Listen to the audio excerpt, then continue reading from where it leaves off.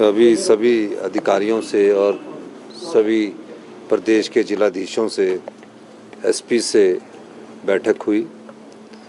पिछले कल जो घटना पठानकोट के में जो पाकिस्तान द्वारा अटैक किया गया था, उसके संदर्भ में हमारे 2 सब डिवीज़न इंदौरा और नूरपुर लगते थे।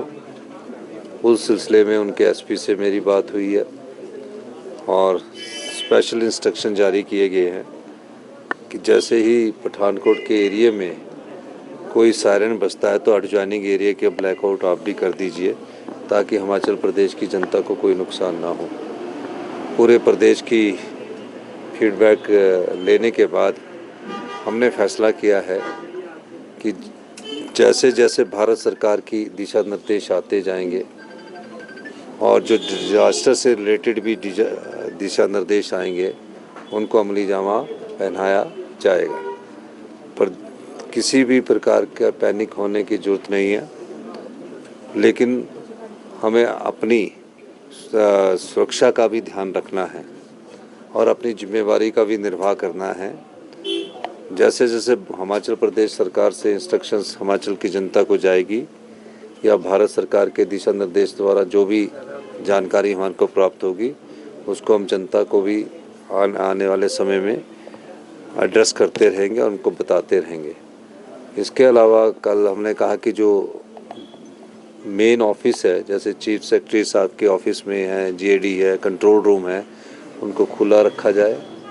कहा कि किसी भी प्रकार की कोई वारदात हो या ऐसी घटना घटने की बात हो तो उस बारे में तुरंत प्रभाव से एक्शन लिया जाए। अभी ऐसी कोई घटना यहाँ भी घटने की संभावना कम है इस तरफ, लेकिन बॉर्डर एरिया के साथ डिस्ट्रिक्टों में ज़्यादा है। शिमला डिस्ट्रिक्ट में इसलिए है क्योंकि शिमला डिस्ट्रिक्ट दूसरी तरफ पड़ रहा है। फिर भी हमें सचेत रहना है और उस सचेत रहकर जो भी इस समय हमारी घटनाएं जो देश में घट रही है और जिस प्रकार देश की सरकार पाकिस्तान के आतंकी हमलों के बाद जो कदम उठाए गए हैं उसका मुंह तोड़ जवाब दे रही है, हिमाचल प्रदेश की जनता भी देश की सरकार के साथ एकजुटता के साथ खड़ी है। किसी तरह का अलर्ट भी नहीं, अलर्ट हमने जो साथ लगते पठानकोट के एरिया उसमें हमने कहा है, जारी किया है।